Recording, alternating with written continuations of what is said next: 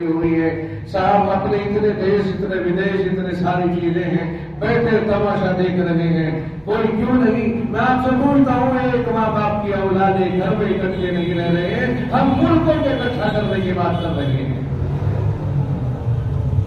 جن کی زبانیں الگ، نسلیں الگ، رنگ و روپ الگ، ہم انہیں اکٹھے کرنے کی بات کر رہے ہیں، جن کی ماں ہے، جن کا باپ ہے، جن کا دودھ ہے، جن کا خون ہے، جن کی شان دیواری ہے، وہ اکٹھے نہیں بیٹھنے کو تیار ہیں، اور پھر باہر بیٹھ کر کے تبصرہ کرتے ہیں صاحب یہ ہو گیا اور یہ ہو گیا۔ یہ تو ہونا ہی ہے، پھر اسے ہونے سے کوئی نہیں بچا سکے گا، یہ ہوگا۔ جب میں آپ کو دیکھ کر کے حیران ہوں، آپ مجھے دیکھ کر کے مطمئن نہ ہو، اور ہم دو تین مل کر کے اپنی اپنی الگ الگ چھانٹنے اور چھانٹنے کی کوشش کریں، پھر ہمیں کوئی طاقت نہیں ہے جو رسوائی سے بچا لے، اور ہم گھر بیٹھ کر کے رسوا ہوں گے، ہم گھر بیٹھ کے رسوا ہوں گے۔ اور کمال یہ ہے کہ ہم غلطیوں کو تسلیم نہیں کرتے، بلکہ غلطیوں کو دوسرے پہ ڈالتے ہیں۔ جس دن ہم غلطی تسلیم کرنے لگے اس دن بھی ہمارا بھلا ہو جائے گا۔ شیطان نے غلطی کی تھی نا، جب اللہ رب العزت نے حضرت آدم علیہ السلام کے سامنے انہیں جھکنے کا حکم دیا، اور فرشتوں کو بھی، سب کو، تو ابلیس کھڑا لے گیا تھا، وہ نہیں جھکا، اس نے سجدہ نہیں کیا، وہ کہتا ہے انا خیر منہ، جناب والا میں اس سے بہتر ہوں، کیوں جھکوں؟ حالانکہ خدائی حکم تھا، اسے یہ نہیں دیکھنا کہ وہ کیا ہے کیا نہیں ہے، اسے دیکھنا یہ تھا کہ حکم دینے والا کون ہے، مگر نہیں، اس کے اوپر اس نے توجہ دی، اور وہ کہتا ہے کہ میں بہتر ہوں اس سے، غلطی کر بیٹھا، غلطی کا اعتراف نہیں کیا، اور پھر ڈٹا رہا، اڑا رہا۔ اگر یہی آدمی سمجھتا ہے کہ یہی ہماری پہچان ہے، تو پھر ابلیس میں اور اس میں کیا فرق رہا؟ اگر غلطی کر کے اسے تسلیم نہ کرنا اور غلطی پر ڈٹے رہنا، پھر غلطی کو اپنی غلطی نہ سمجھنا، پھر اس غلطی پر جم کر کے سامنے والے کے سامنے آ کر کے ثابت کرنا کہ نہیں صاحب ہم اتنے چھوٹے موٹے نہیں، ہم رک جائیں، تو پھر شیطان میں اور اس میں کیا فرق رہا؟ شیطان خدا کے سامنے اڑا، اور ہم اپنے دوستوں کے سامنے اڑ جاتے ہیں۔ اڑنے کی صفت میں تو ہم اور وہ اڑیل پائے گئے نا، غلطی اس نے بھی نہ مانی، غلطی ہم بھی نہ مانے۔ اس وقت میں بڑی مصیبت امت کے سامنے یہ ہے کہ وہ اپنی غلطیوں کو غلطی ماننے کو تیار نہیں، اور اس سے آگے بڑھ کر کے یہ کہ سارا قرآن ہمارے سامنے ہے، ساری شریعت، دین، شریعت غرہ حق ہمارے سامنے ہے، علماء حق ہمارے سامنے ہے، مگر اس کے باوجود بھی ہم تسلیم کرنے کو تیار نہیں۔ دو پیسے میرے پاس ہو گئے تو میری عقل بڑی ہو گئی، ذرا سی دو اینٹیں میرے گھر پہ لگ گئی، 4-6 گز کا پلاس 100 گز کا پلاٹ میں مجھے بن گیا تو مجھ سے بڑھ کر کوئی نہیں تھا، مجھے ذرا سا چھوٹا سا عہدہ مل گیا تو مجھ سے بڑھ کر کے کوئی نہیں، میرا ذرا کاروبار مناسب سا چل گیا، معتدل سا چل گیا تو مجھ سے بڑھ کے کوئی نہیں۔ ہمارے تو یہ حالات بنے ہوئے ہیں، بڑا کاروبار بن گیا، بڑا آدمی ہو گیا، بڑا عقل مند ہو گیا، چھوٹا کاروبار ہو گیا، چھوٹا آدمی ہو گیا، چھوٹی عقل ہو گئی، اور غریب ہو گیا تو صاحب بے عقل ہو گیا۔ ہمارا معیار یہ ہے۔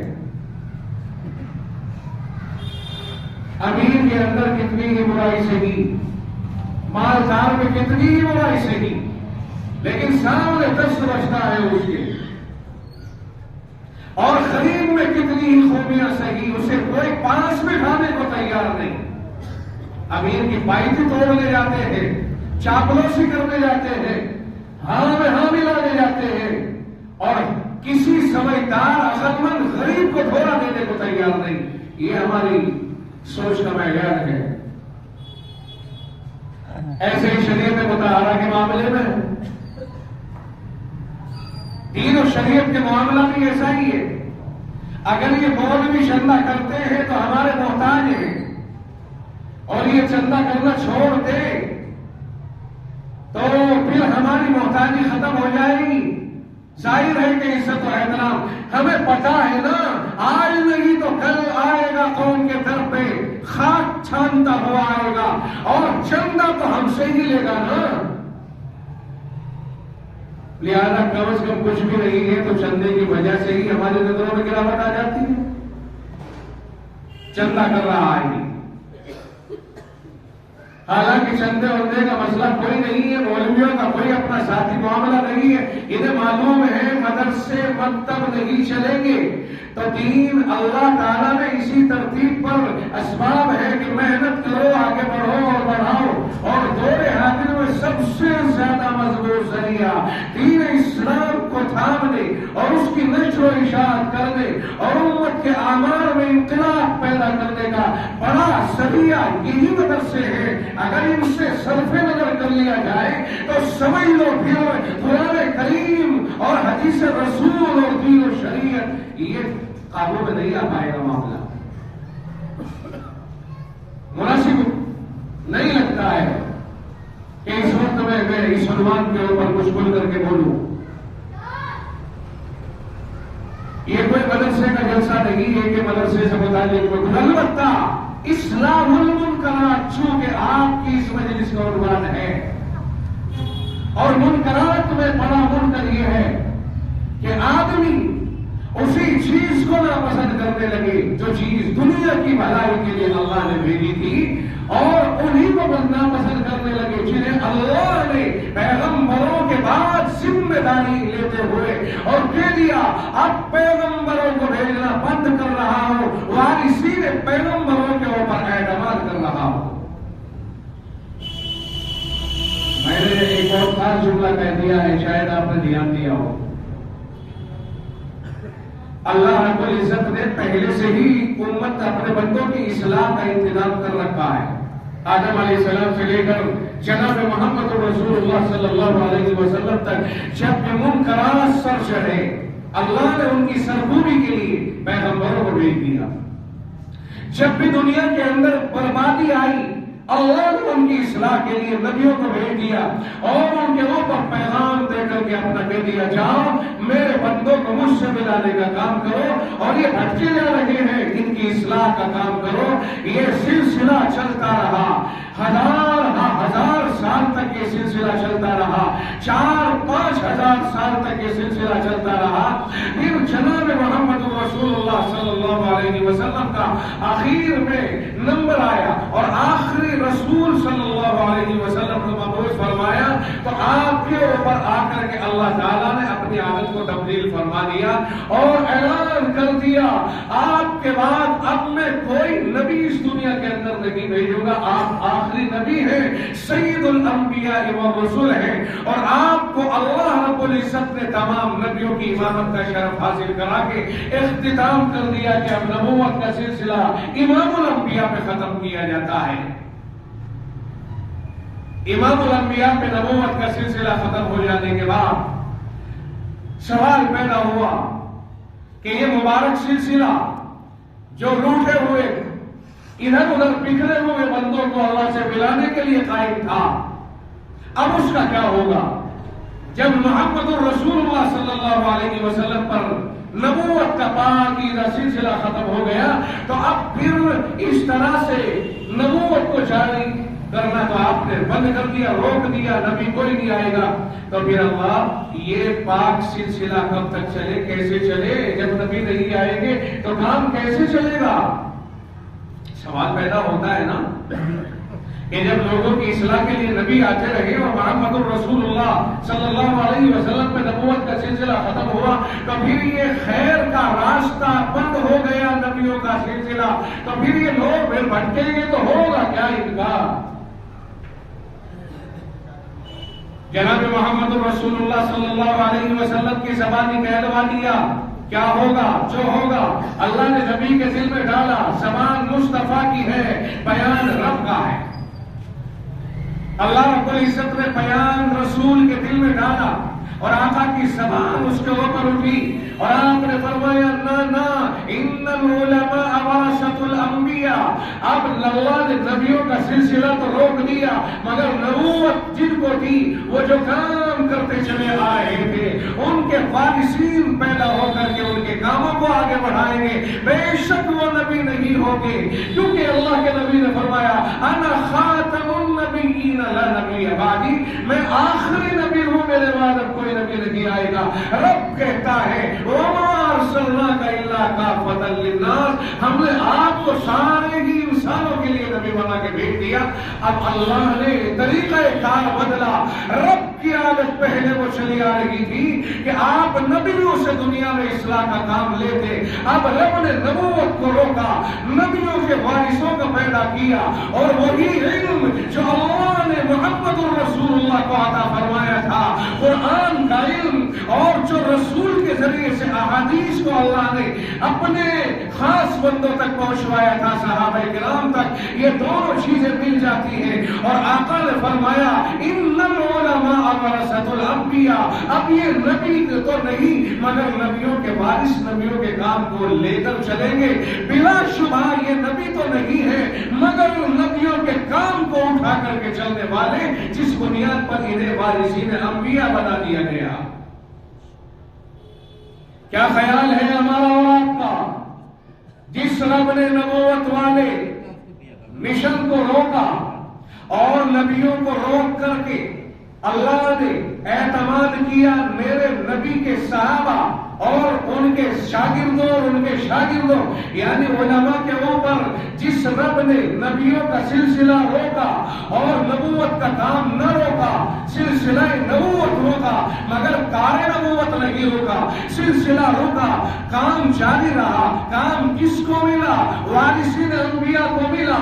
تو اعتماد کن پر ہوا کہ نبیوں کو روکو, نبی کے وارثوں کو آگے بڑھاؤ. بے شک یہ نبی تو نہیں ہے مگر کار نبوت کو لے کر کے امت پہ جانے والے اور رب ذوالجلال کے معتمد ہیں. اگر رب ان پر اعتماد نہ کرتا تو کبھی بھی نبیوں کا سلسلہ نہ روکتا. اللہ نے قرآن نازل کیا, ہمارا اور آپ کا یقین ہے کہ قرآن وہی ہے, دین اسلام وہی ہے, یہ بھی یقین ہے نا. مگر یہ تو پتا ہے کہ 1500 سال سے کوئی نبی نہیں آیا. پھر یہ قرآن ہم تک کیسے آیا؟ موٹی سی بات ہے, جواب دیجیے آپ اس کا. قرآن وہی ہے, آپ بھی کہتے ہیں میں بھی کہتا ہوں. حدیثیں وہی ہیں جو رسول نے بیان فرما دیا, آپ بھی کہتے ہیں میں بھی کہتا ہوں. آپ بھی سمجھتے ہیں میں بھی سمجھتا ہوں. سوال یہ ہے نبی کوئی نہیں ہے تو نبی کا یہ مشن یہاں تک کیسے آیا؟ کون لے کر کے آیا؟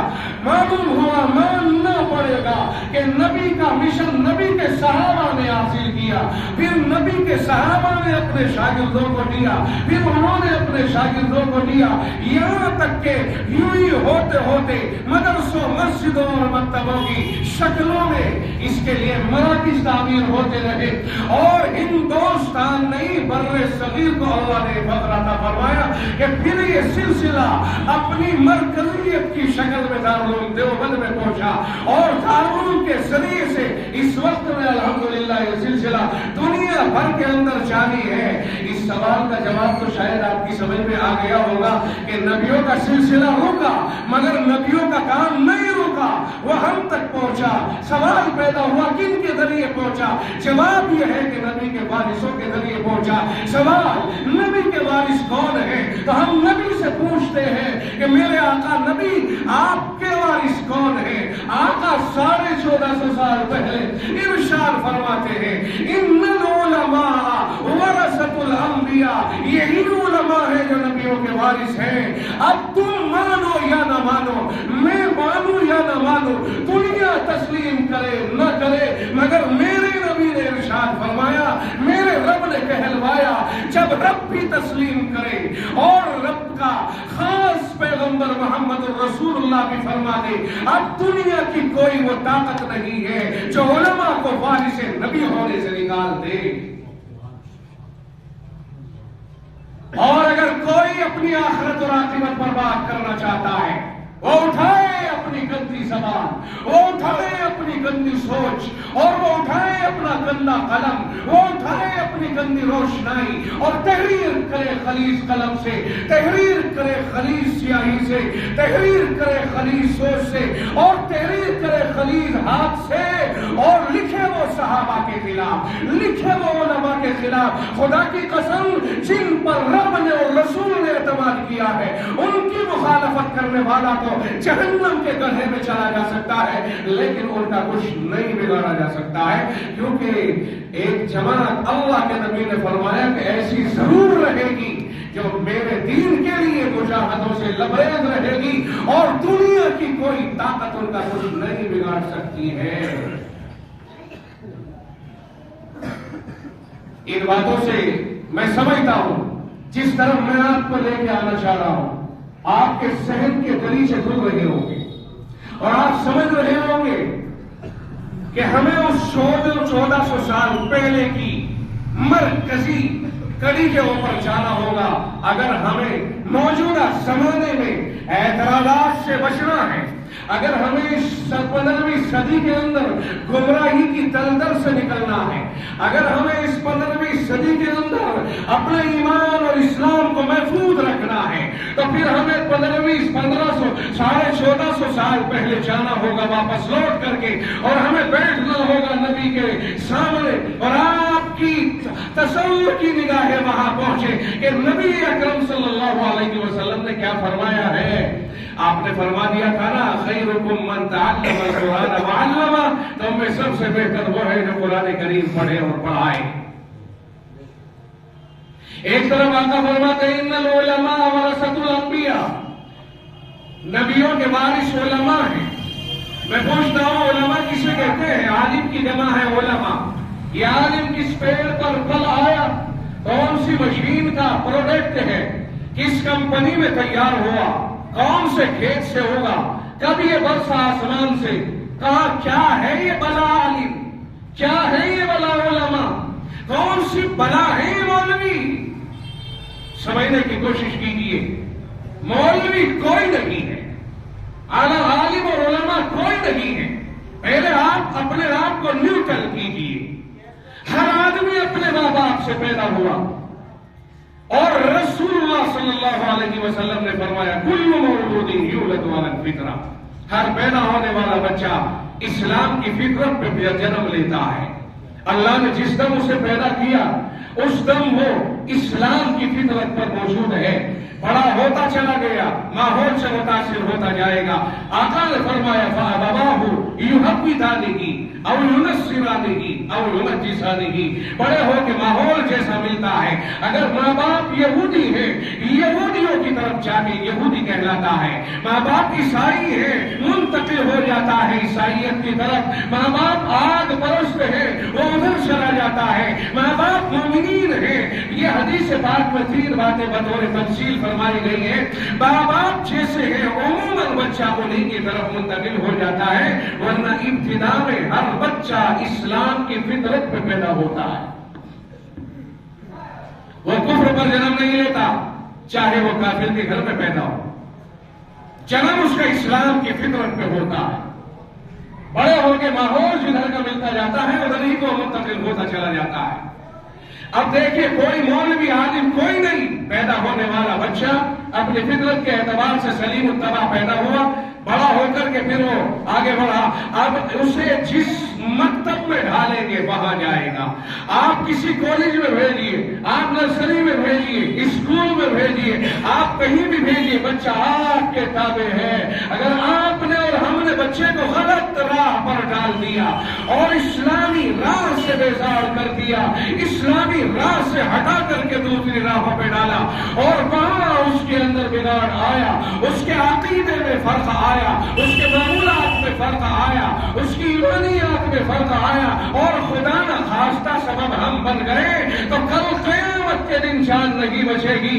قرآن کہتا ہے وَقَالُوا رَبَّنَا إِنَّا أَطَعْنَا سَادَتَنَا وَكُبَرَاءَنَا فَأَضَلُّونَا السَّبِيلَ۔ ہائے ہائے رب نے بڑے پیارے انداز میں فرمایا کہ یہی گمراہ ہونے والے بچے جن کی گمراہی کا ہم سبب بن گئے ہوں. سبب کیسے بنے کہ اسلامی تعلیم پر نہیں ڈالا, کلمے نہیں سکھائے, ایمان نہیں سکھایا, ایمانیات نہیں سکھائی, ایمان مفصل مجمل نہیں سکھایا, نماز نہیں سکھائی, نماز کے مسائل نہیں سکھائی, اور کلمے کے تقاضے نہیں سکھائے, حرام و حلال نہیں سکھایا, اللہ اور اس کے رسول کا تعارف نہیں کرایا, قرآن کا تعارف نہیں کرایا, صحابہ کا تعارف نہیں کرایا, دین اسلام میں ضروریات و بدیہیات دین کا تعارف نہیں کرایا, اور ہم نے بچپن سے ابھی تو اس کے دل کی تختی سفید ہے, اس کو بھیج دیا ہم نے کسی دوسری طرف, پھر وہاں اس سے موقع نہیں ملا دین کی باتیں سیکھنے کا, وہاں اس نے جو سکھایا وہی سیکھا, یہاں تک کہ بڑا ہوتا چلا گیا, وہ اسلام کے خلاف نظریات بناتا چلا گیا, مقابلہ آرائی میں تحریوں کو بھی فیل کرنے کی کوشش کرنے لگ گیا,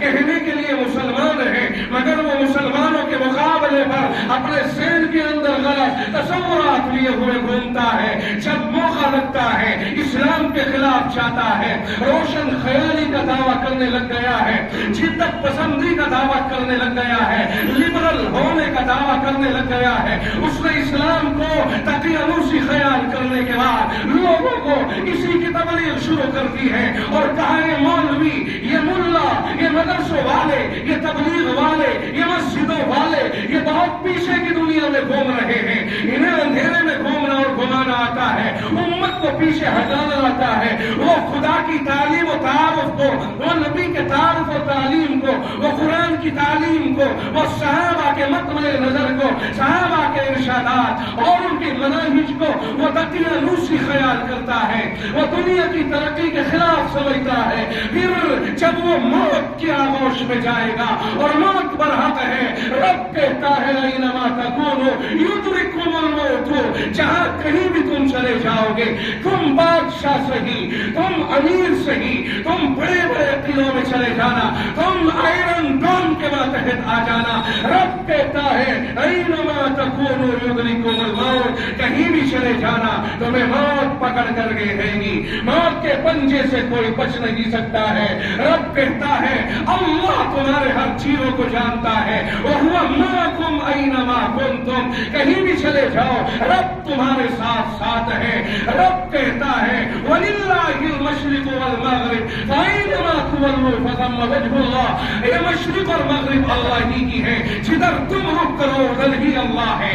یا معشر الجن والانس, اور انسان و جنات کی جماعت, ان استطعتم ان تنفذوا من اقطار السماوات والارض, اگر تم سے ہو سکے کہ زمین و آسمان کے کناروں کو چھوڑ کر کہیں دور نکل جاؤ ہماری پکڑ سے بچنے کے لیے, فانفذوا, تو جاؤ جا کے دکھاؤ, لا تنفذون, نہیں جا سکتے ہو تم, جانے کے لیے طاقت چاہیے, وہ تم میں نہیں ہے. کہاں ہو رب کائنات پہ قادر ہے.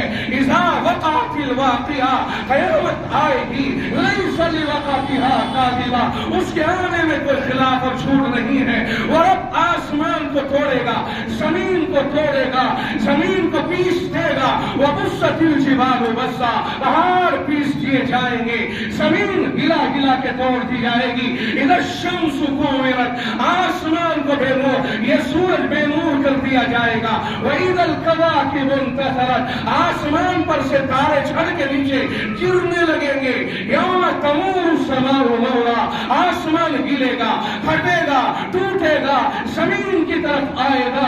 یہ دوزخ ابل کر کے باہر, اس کے اندر سارے دریا اتر کے ابلنے لگے گی, جوش مارنے لگے گی. صورتحال یہ قیامت کے دن برپا ہو جائے گا. تکاد تمیز من الغیر, یہ جہنم غصے کی وجہ سے پھٹنے کے قریب ہو رہی ہوگی. اس طرح کے احوال میں جب دنیا کی کوئی طاقت ہمارا ساتھ دینے والا نہیں ہوگی, بدعملیوں کی وجہ سے ہم دنیا سے روسیا ہو کر کے گئے, مسلمان کے گھر میں پیدا ہونا ہمارے لیے کوئی مفید نہ بنا.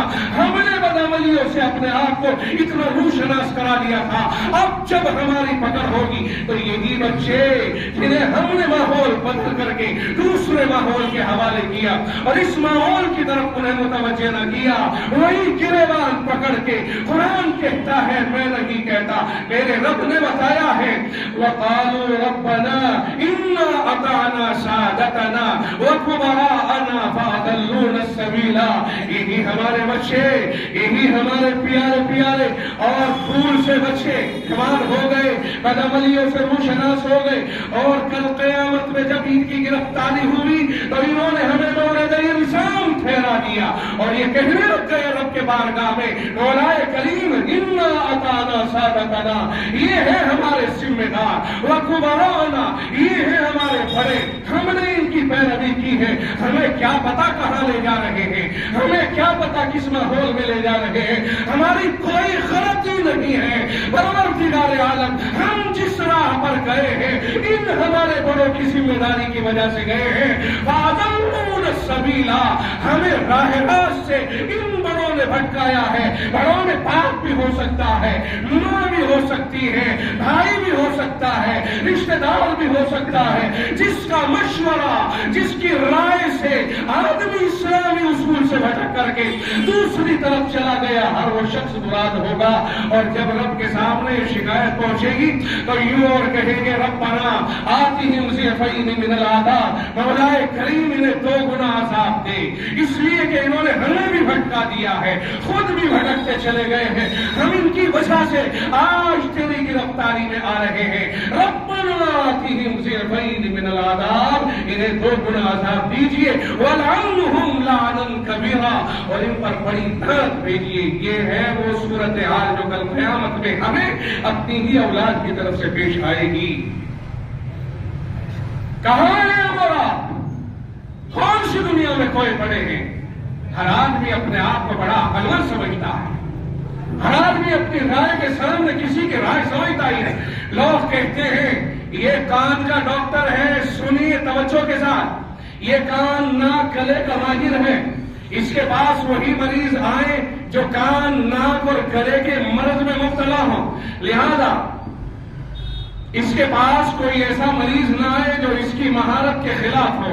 چنانچہ ہڈی ٹوٹا ہوا، ایکسیڈنٹ میں ٹوٹا پھوٹا مریض اس آنکھ ناک کان والے کے پاس کوئی لے جانے لگی، گلے کے ڈاکٹر کے پاس کوئی لے جانے لگے، دنیا انہیں پاگل کہے گی، ڈاکٹر کہے گا میرے یہاں اس کا علاج نہیں، آپ فلاں کے پاس لے جائیے، آپ کو نسوں کی پرابلم ہے، آپ کو کہا جائے گا نیورو سرجن کے پاس لے جائیے، آپ کو پیٹ کے درد کی بیماری ہے، آپ کو دوسرے ڈاکٹر کے پاس بھیجا جائے گا، آپ کڈنی کے ماہر کے پاس چاہیے اگر کڈنی پرابلم ہے، دل کے ڈاکٹر کے پاس چاہیے اگر دل کا مسئلہ، دماغ کا مسئلہ، کچھ ادھر سے ادھر ہو رہا ہے۔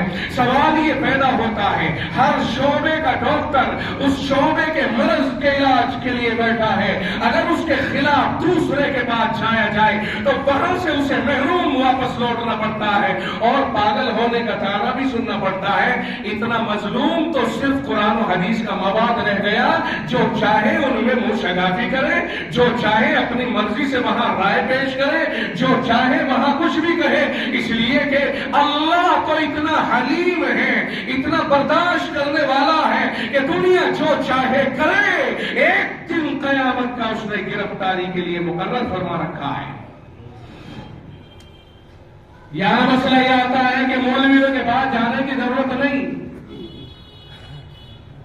دین و شریعت کے حلال و حرام کے معاملات کے معاشرت کے مسائل جو شریعت نے پیش کیے قرآن و حدیث میں جو آئے، میرا نبی تو کہے علماء نبیوں کے وارث، اور آج 14ویں 15ویں صدی کا کوئی انسان اٹھ کر کے کہے مولوی کو کیا پتا، مولوی ہوتا کون ہے، یہ حافظ جی ہوتے کون ہے، یہ ہمارے غلام مصلی پر امام پیچھے ہوتے ہی غلام۔ کمال ہو گیا ہے کہ ہماری سوچ کہاں سے کہاں چلی گئی ہے۔ نبی جنہیں اپنا وارث کہے، کوئی ان پر اگر انگلی اٹھائے تو 100 بار اس انگلی کو سوچ لے کہ انگلی کس پر اٹھ رہی ہے۔ میں تیری اولاد کو برا کہوں تو تجھے برا لگ جائے گا اور تو مجھے پکڑ کر لے گا، جہاں تک تیری پہنچ ہوگی وہاں تک میرا پیچھا داغے گا۔ پولیس کیس بھی کر دے گا، گرفتار بھی کرا دے گا، لوگوں سے کہے گا ایسا اس کو سبق دلاؤں گا کہ زندگی بھر یاد رکھے گا، چاہے میرے گھر کی اور گھر کی پراپرٹی ساری مل جائے لیکن اسے سبق سکھا دوں گا۔ میرے نبی کے وارثوں پر کوئی بھی انگلی اٹھا لے، کوئی بھی ان کی بات کو ٹھکرا دے اور سڑکوں پر، چوکوں پر، چوراہوں پر، چائے خانوں پر اور وہاں بیٹھ کر کے دین کی تشریح کرنے لگے، ہائے ہائے یہ ہوگا کیسے؟ دنیا اسے تسلیم کرے گی؟ میں آپ سے ایک سوال پوچھ رہا ہوں، ہم کسی بھی اس ڈاکٹر کے پاس مریض کو لے جائیں جو اس شعبے کا ڈاکٹر نہیں ہے، آپ کیا کہیں گے؟ کیا وہ علاج کر دے گا؟ آپ کہیں گے اناڑی علاج نہیں کرے گا، وہ تو اسے مار دے گا اور مشورہ دیتے ہیں آپ تم کس کے پاس لے آئے، کس کے تو کیس بہت خراب ہوتے ہیں، چلو وہاں چلتے ہیں، 100 مشورے دیے جائیں گے۔ لیکن کوئی آدمی اگر علماء کے علاوہ مسائل دریافت کرے یا علماء کے علاوہ دوسرے لوگ مسائل کو پکھیرتے پھرے، آپ ایمانداری سے بتائیے اسے تسلیم کیا جانا چاہیے؟ میں جو بات عرض کر رہا ہوں، اللہ نے میرے ذہن میں جو بات ڈالی ہے میں اسے عرض کر رہا ہوں۔ کسی کی زبان میرے منہ میں کبھی داخل نہیں ہوتی ہے، میرے ذہن میں جو اللہ ڈالتا چلا جاتا ہے میں اسی کو کہتا چلا جاتا ہوں۔ یہ باتیں اللہ نے میرے ذہن میں کیوں ڈالی میں نہیں جانتا، میں جس موضوع پر بول رہا ہوں میں نہیں جانتا میں کیوں بول رہا ہوں، لیکن بہرحال میری زبان کے اوپر آیت چڑھی یا ایھا الذین آمنوا اتقوا اللہ وکونوا مع الصادقین، اے ایمان والو تم اللہ سے ڈرو اور سچے لوگوں کے ساتھ رہو۔ سچے لوگوں کے ساتھ رہنے کا مطلب کیا ہے؟ نبی علیہ السلام کے صحابہ سچے، جنہیں اللہ نے نبی کا وارث قرار دے دیا ہے وہ سچے، پہلے اسے سچا مانا جائے گا جو نبی کے زیادہ قریب ہوگا، پھر اس سے درجہ بدرجہ آگے بڑھتے چلے جائیں گے۔ سب سے پہلے وہ سچا جو نبی کی سنتوں کو سمجھنے اور عمل کرنے والا، جو نبی کے دین و شریعت کو سمجھنے والا، عمل کرنے اور کرانے والا، وہ سچا ہوتا ہے۔ اور پھر اس کے بعد درجہ بدرجہ جتنی کوالٹی کم ہوتی جاتی ہے اتنی ہی سچائی گھٹتی جاتی ہے۔ سب سے بڑی سچائی ایمان، پھر ایمان کے بعد اس کے تقاضے، جو جتنا قریب ہوگا تقاضوں کے اتنا ہی بڑا سچا، جو جتنا دور ہوگا تقاضوں سے اتنا ہی کچا۔ بات سمجھ میں آ رہی؟ ذرا سی باتیں کبھی کبھی امت میں بڑے بڑے اختلافات کا سبب بن جاتی ہے، ذرا سی باتیں، یوں تو ہزاروں کمیاں ہمارے اندر پائی جا رہی ہیں، عام طور سے زیادہ دھیان ادھر نہیں جا رہا ہے۔ یہ دیکھیے آپ صبح سے شام تک شادیوں کے لیے ہال منڈپ سجائے جا رہے ہیں اور کوئی خیال نہیں آتا ہمیں اس بات کا کہ ہم وہاں کس طرح کی شادیاں کر رہے ہیں۔ کوئی نبی صلی اللہ علیہ وسلم اور آپ کے صحابہ کی تاریخ میں بتائی کہ آپ نے کبھی ایسی شادیوں کو کیا ہو یا آپ کے دور میں ان کو بہتر قرار دیا گیا ہو۔ حالانکہ بعض صحابہ بڑے بڑے دولت مند اور مالدار ہیں۔ حضرت عثمان غنی رضی اللہ تعالیٰ عنہ اتنی دولت کے اللہ کی طرف سے مالک ہے کہ ایک موقع پر تو 700 اونٹ مسلسل لدے ہوئے اور مال سے جو میدان جنگ میں پیش کیے، 1000 سونے کے سکے پیش کیے اور ہمیشہ دین کے اوپر بڑے بڑے اخراجات رہے۔ مسجد نبوی کو اکیلے نے بڑھا دیا اور وہ بیر نوما جس کنویں سے پانی پیا جاتا ہے اس کنویں کو اکیلوں نے خرید کر کے مسلمانوں کے لیے وقف کر دیا۔ بڑے بڑے کاموں میں حضرت عثمان غنی آگے بڑھے، بڑے بڑے صحابہ جرنیل ایک پر ایک اللہ نے انہیں بہت فتوحات بھی عطا فرمائی، لیکن جب کبھی نگاہوں کا مسئلہ آیا تو کبھی نہیں پاؤ گے کہ کوئی کسی کے یہاں کسی سے لین دین ہوا ہو۔ بیٹی والا اپنی بیٹی بھی دے اور اپنے گھر میں آگ لگا کے ساری پراپرٹی بھی ہمارے نام کر دے اور پھر بھی ماتھے کی سلوٹیں نہ کھل کے جائیں اور پھر بھی ہماری من پسند کی لین دین کی معاملے کی بات نہ ہو پائے، یہ کیا ہے؟ کتنا بڑا منکر ہے یہ۔ کاش کے امت کے اندر یہ جہالت چلی جائے امت کے اندر سے۔ میں سمجھتا ہوں کہ کوئی غریب نہیں ہے ہمارے یہاں غربت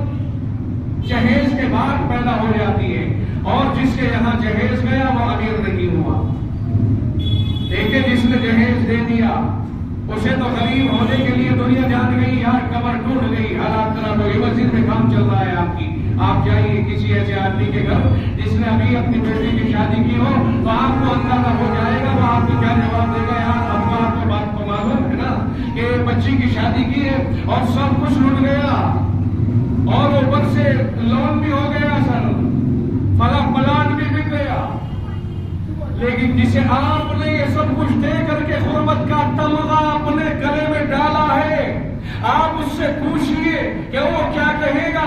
वो कहेगा मुझे कुछ नहीं मिला है, जो दिया लड़की को दे दिया था।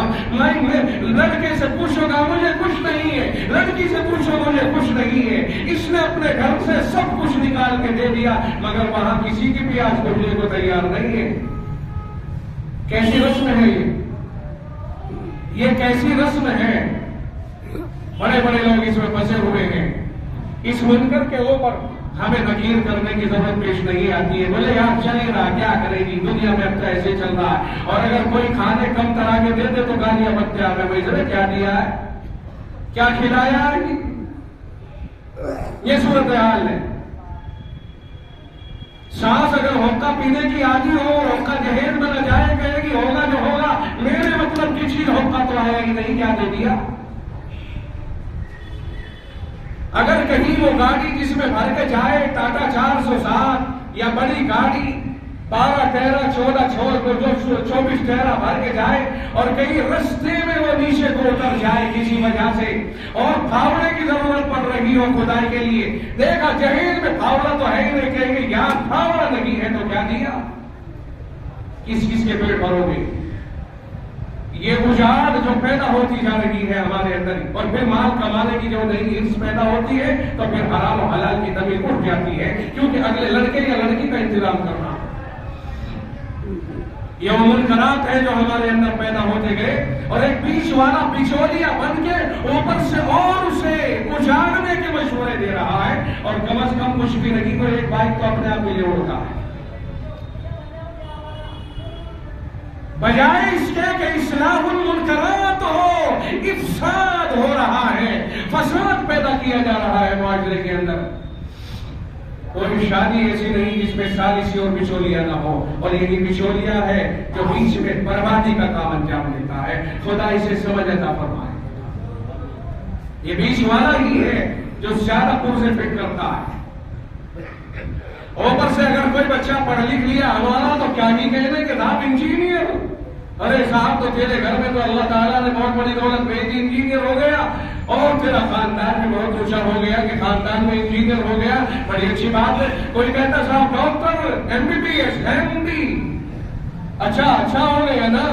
कोई कहता साहब डायरेक्ट करोगा, बहुत अच्छा हो गया। कोई कहता है कि साहब वकील, और वकील भी वो जो सुप्रीम कोर्ट में बैठता है, और मेरे बेटे को अभी जजी में नौकरी लग गई है। सब कुछ होने के बाद नतीजा सिफर निकलता है। ये भिखारी, इस जज का बाप भिखारी, इस वकील का बाप भिखारी, इस डॉक्टर का बाप भिखारी, इस भिखारी ने अपना दामन फैलाया मुआशरे के अंदर और अपने बेटे की डिग्रियों को हथियार की तरह, जैसे अमरीकी बेड़ा आके खड़ा हो गया एशिया मशरिक वस्ता में, और वो डरा रहा है दुनिया को अपने बेड़े से कि होशियार, खबरदार, मेरा बेड़ा हाजिर है और परमाणु बंदूकियां भी मैंने रवाना कर दी है। खबरदार अगर किसी ने टेढ़ी निगाह से देखा, अब ये परमाणु सनद लेके अपने बेटे की पेश करेगा। ये बेड़ा पेश कर रहा है, हलाकू बेड़ा। कहता है बेटा डॉक्टर हो गया, बेटा इंजीनियर हो गया। ये डिग्रियां ये इसी पहली बेड़े के मानिंद आवाम में पेश करके आवाम को लूटने का काम करता है। साहब के बेड़े से डर जाती है दुनिया कि साहब पे तो डॉक्टरी का बेड़ा है, साहब के पास तो इंजीनियरिंग का बेड़ा है ना, साहब के पास तो बड़े बड़े परमाणु है, बेटे की डिग्री की शक्ल में परमाणु दिखा के बेटे की डिग्री परमाणु से कम नहीं है आजकल मुआशरे के अंदर। साहब दब गया सामने वाला, उसने कहा इतनी बड़ी डिग्री, तो इसका मतलब ये हुआ कि न्यू मॉडल फला गाड़ी जो चली है आला दर्जे की वो होनी चाहिए, और नकदी इतना होना चाहिए, और बारातों को इतनी तरह का खाना मिलना चाहिए, वगैरह वगैरह। ये डिग्रियां दिखा करके मुआशरे में जो ये नकली दौर डाकू आए हैं, اگر کوئی ویسا ڈاکو آ جاتا تو سب بھیڑ گھوٹ کر کے اسے لپیٹ لیتے، پولیس کے حوالے کر دیتے، پہلے خود کماتے بعد میں پولیس کے حوالے کر دیتے اور کہتے کہ نام محمد خیر ہونی چاہیے، اس کو اس لیے کہ لوٹنے کے لیے آیا تھا، یہ تو شکر ہوا کہ ہم نے گرفتار کر لیا ہے۔ دن دہاڑے گاڑیاں لے جا کے اور اپنے ساتھ ایک ٹولے کو لے جا کے اور ایک اپنے رشتے دار کے گھر میں اس کے پیچھا لگا کے اور سارے لوگ مل کے سب کی آنکھوں کے سامنے دن کی روشنی میں اس کے گھر کو لوٹ رہے ہیں۔ کوئی سمجھدار ہے جو اسے لوٹ مار سے تعبیر کرے؟ شاید آپ کو میرا لہجہ سخت لگ رہا ہوگا، مگر یہ لوٹ مار معاشرے میں ہے کون سی شریعت سے ثابت ہے؟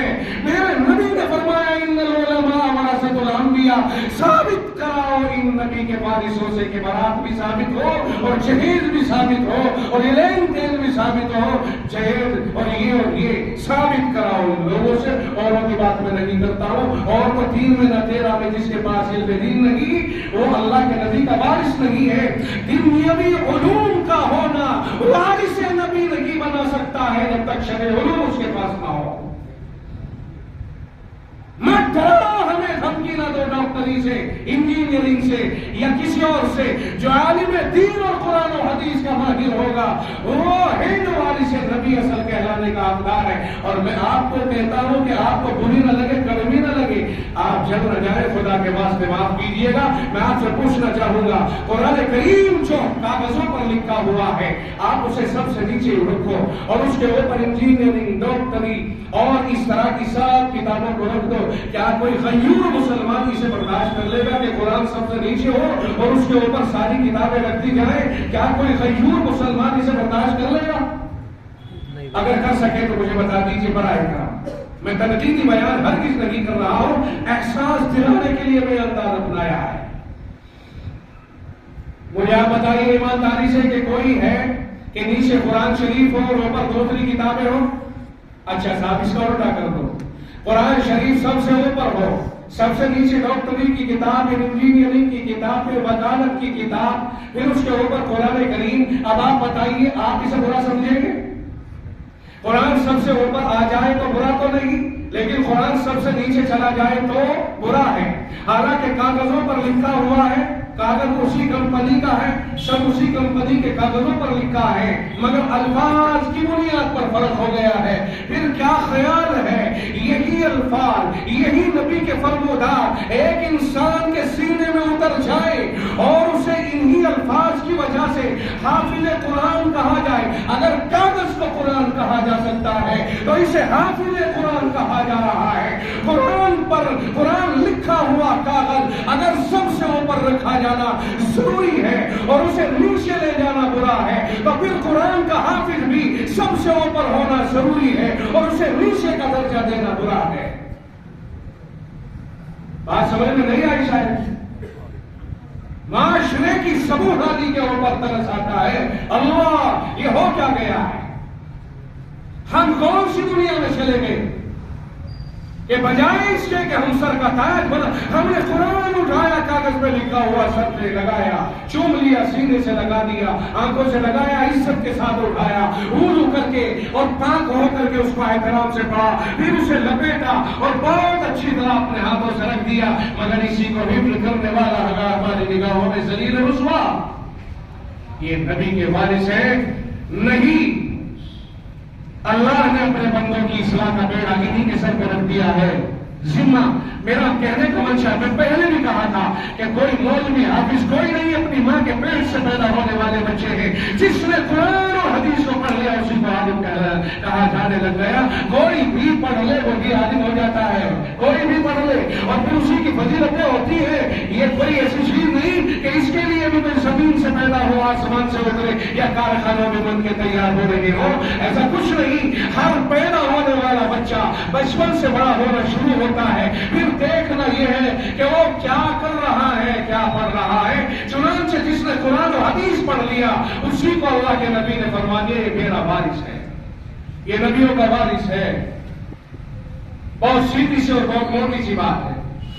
آپ بتائیے ایمانداری سے، قرآن سب سے مقدس کلام ہے، اس کا پڑھنا سب سے زیادہ عظمت والا ہے، ایک ایک لفظ پر 10 نیکیاں حدیث سے قرآن کریم کے لیے ہی ثابت ہے، ایک ایک حرف کے اوپر 10 نیکیاں۔ توجہ رہے، میں بات کو لمبی نہیں کروں گا، بات کو ختم کر دینا چاہتا ہوں، ٹائم ہو گیا، مجھے پتا چلا تھا کہ 9:30 بجے مجلس ختم ہو جائے گی، لہذا مجھے ختم کرنے کی طرف جانا ہے۔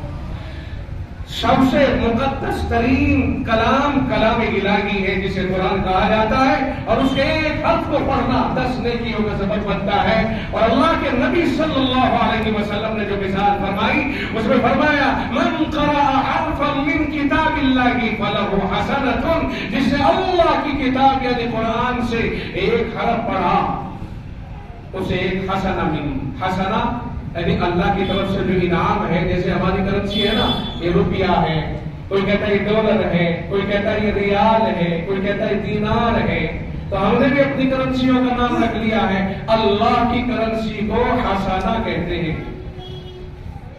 قرآن کریم میں اللہ ہی نے ارشاد فرمایا من جاء بالحسنۃ، جو ایک نیکی ایک حسنہ لائے گا، حسنہ یعنی نیکی لائے گا، نیکی فارسی میں کہتے ہیں، حسنہ عربی میں کہتے ہیں، جو ایک حسنہ لے کے آئے گا یعنی نیکی لے کے آئے گا، جیسا کہ ہم کہتے ہیں کہ جو آدمی ایک ریال لے کے آئے گا اسے 22 روپے ملیں گے، انڈین 22 روپے ملیں گے۔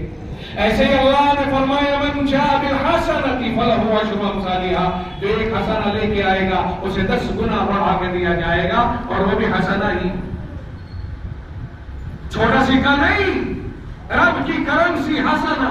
فرمایا ایک کرو گے، رب چونکہ دیانو ہے، فیاض ہے، جواد ہے، کریم ہے، رؤوف ہے، عطوف ہے، اللہ تعالیٰ اپنے لامحدود خزانے سے ایک حسنہ کے بدلے 10 حسنہ عنایت فرمائے گا۔ اللہ کے نبی علیہ السلام نے فرمایا قرآن کا ایک حرف پڑھنے پر 10 نیکیاں ملیں گی، اور وہ بھی وہ جو اللہ کی کرنسی ہے۔ وہ کتنی بھاری کرنسی ہوگی صاحب؟ کویت کا دینار 230 روپے کا 25 روپے کا ہے، بتاتے کہ نہیں بتاتے؟ وہ تو دیکھو ہندوستان کی کرنسی سے کتنے اوپر نکل گیا۔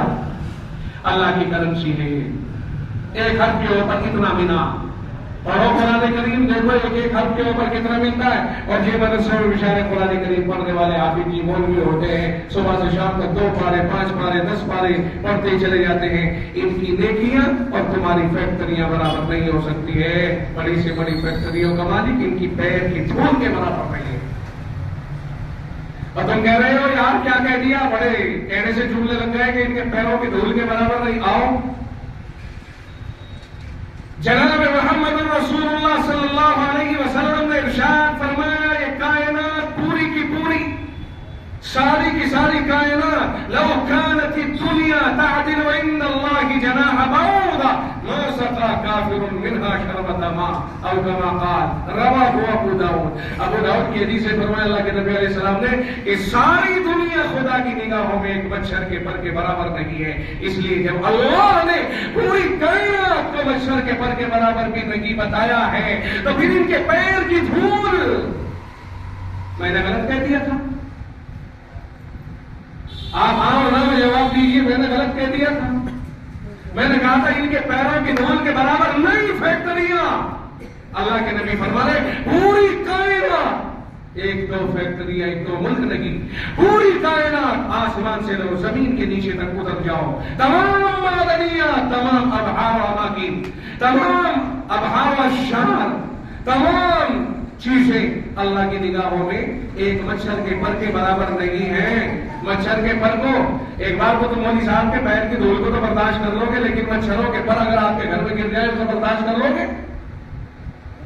نہیں آئی سمجھ میں؟ ساری دنیا اس لیے کہہ رہا ہوں یہ چونکہ نبی کے وارث ہے اس لیے ان کا مقام اتنا بلند و بالا، اتنا بلند و بالا کہ جب تک ان میں سے ایک بھی دنیا میں رہے گا انشاءاللہ یہ دنیا نہیں ٹوٹے گی، ایک کی ہی وجہ سے باقی رہے گی، اور جب وہ بھی نہیں رہے گا فنا ہو جائے گی دنیا۔ بہت عجیب و غریب بات ہے، اللہ نے جو چیز اپنے نبی کو دی ہے پھر وہ نبی سے منتقل کرا کے نبی کو بلا لیا، نبی کے وارثوں کو دی ہے۔ آج دنیا وارثین انبیاء کا مذاق بنا رہی ہے۔ افسوس یہ ہوتا ہے سب سے بڑی اصلاح المنکرات میں اس منکر کی اصلاح ہونی چاہیے۔ جب تک ہم قرآن کا احترام نہیں کریں گے، اور قرآن والوں کا احترام نہیں کریں. ارے قرآن کہاں سے ملا؟ یہ قرآن والوں سے ملا ہے. اگر قرآن والے نہیں ہے تو قرآن کہاں سے آیا؟ اللہ نے جبریل کو بھیجا دنیا میں، جبریل نہیں آئے تو قرآن نہیں. پھر محمد الرسول اللہ پہ قرآن بھیجا، محمد الرسول اللہ نے کی تو قرآن نہیں. پھر نبی نے صحابہ کو دیا، صحابہ نے کی تو قرآن نہیں. اٹھاؤ صحابہ کے اوپر سے اعتماد. آج کے دور میں تو بہت سارے ایسے افراد بھی پیدا ہو گئے جو حضرات صحابہ کرام کے اوپر بھی اعتماد نہیں رکھتے. خدا کی قسم، جن آنکھوں نے نبی کو دیکھ لیا ہے ان سے بڑھ کر کے دنیا کی کوئی امت کا فرد نہیں ہو سکتا. اور امام ابو حنیفہ اپنے مقام کے اعلیٰ امام اعظم ہے، اور امام شافعی، امام مالک، امام احمد بن حنبل اور تابعین، تبع تابعین، آج تک تمام اکابرین، ان کے پیروں کے مرتبے کے برابر نہیں. جہاں ان کے پیروں کا مرتبہ ہے وہاں بڑے سے بڑے کتب اور ابدال کا سر نہیں پہنچ سکتا. یہ ہے صحابہ جو نبی کے ڈائریکٹ وارث ہیں. صحابہ نے رسول سے ڈائریکٹ پڑھا. صحابہ کے استاد رسول اللہ صلی اللہ علیہ وسلم ہیں. صحابہ نے رسول کا دیدار کیا ہے اور پیٹ بھر کے کیا ہے، جی بھر کے کیا ہے. برابر صحابہ بہت سارے تو رسول اللہ کی بہت مجلسوں میں بیٹھتے، آپ کے اوپر جانیں قربان کی ہے، آپ پر مال قربان کیا ہے، آپ پر اپنی ہر چیز کو قربان کر دیا. اور نبی نے جو فرمایا واللہ لا یؤمن، آقا نے جو فرمایا لا یؤمن احدکم حتی اکون احب الیہ من والدہ وولدہ والناس اجمعین، کہ تم میں سے کوئی آدمی جب تک صحیح معنی میں مومن نہیں ہو سکتا ہے جب تک میری محبت اس کے دل میں ہر چیز سے زیادہ نہ ہو جائے. ماں باپ سے، اولاد سے اور کائنات کی ہر چیز سے زیادہ پیار اس کے دل میں میرا نہ آ جائے، اس وقت تک میں اس کے صحیح مومن ہونے کی گواہی نہیں دیتا. اور یہ صحابہ کو بدر سے ادب حاصل تھا. اب یہ لوگوں کے سامنے قرآن آیا بھائی، انہوں نے قرآن کو لیا اور اپنی ساری قربانیاں دے کے دین کو محفوظ کر کے اور اس زمانے کی ساری دنیا کی مخالفتیں مول لے کے اور اپنے سامنے اپنے بچوں کو دین میں قربان کرا کے اور سب کچھ قربانیاں جانی مالی ہر چیز کی قربانی دینے کے بعد امت کے حوالے قرآن کیا، امت کے حوالے دین کیا ہے. انہی صحابہ میں سے نہ جانے کتنے صحابہ پر کتنے لوگ آج وہ تنقید کرتے ہیں جن کے منہ میں ایک مٹھی گٹکا ہوتا ہے اور ایک گز دور سے ان کے منہ سے سڑان آتی ہے. وہ صحابہ پہ تنقید کرتے ہیں اور چائے خانوں پہ بیٹھ کر کے تنقید کرتے ہیں. سمجھ رہے ہو؟ میں جو بات آپ تک پہنچا رہا ہوں آپ کی سمجھ میں آ رہی کہ نہیں آ رہی؟ میں میرٹھ میں بیٹھ کر کے ایک حساس شہر میں بیٹھ کر کے بہت کھل کر کے باتیں عرض کر رہا ہوں اور بلا کسی خوف لومۃ لائم یہ بات ڈنکے کی چوٹ کہہ رہا ہوں. صحابہ کا دشمن اللہ اور اس کے رسول کا دشمن ہے. جناب محمد الرسول اللہ صلی اللہ علیہ وسلم نے بھی اور قرآن کریم نے بھی صحابہ کے دشمن کو قرآن کریم میں تو ایک جگہ یوں ارشاد فرما دیا گیا ہے کہ جو صحابہ کا دشمن ہے اسے کفر سے تشبیہ دے دی ہے. لِيَغِيظَ بِهِمُ الْكُفَّارَ قرآن کریم کے 26ویں پارے کے اندر آیت کریمہ موجود ہے.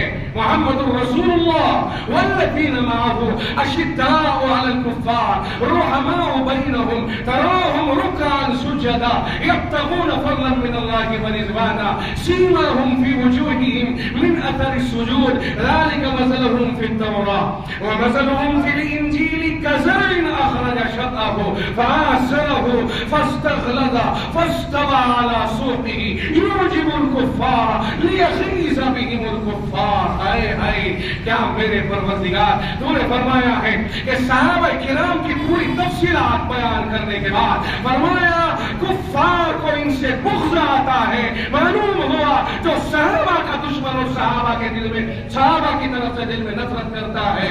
میں تو یہاں بیٹھ کر کے فتویٰ نہیں جاری کروں گا، البتہ رب ذوالجلال کا فتویٰ تو یہی ہے کہ صحابہ پر کفار کو غصہ آتا ہے. اب ہم نہیں کہتے ہیں جو صحابہ کا مخالف ہے اس کا کیا بنے گا. میں نے تو قرآن کی آیت آپ کے سامنے پڑھ کے سنائی. قرآن کریم میں کیا کہا؟ صحابہ پر کفار کو غصہ آتا ہے. اب اگر کوئی ہم میں سے صحابہ پہ غصہ کرے اور داغ پیچھے چھوٹی چھوٹی باتوں کے اوپر، تو میں نہیں کہتا، میرا رب کہتا ہے قرآن کی آیت پڑھو اور درجے ناپنے شروع کر دو.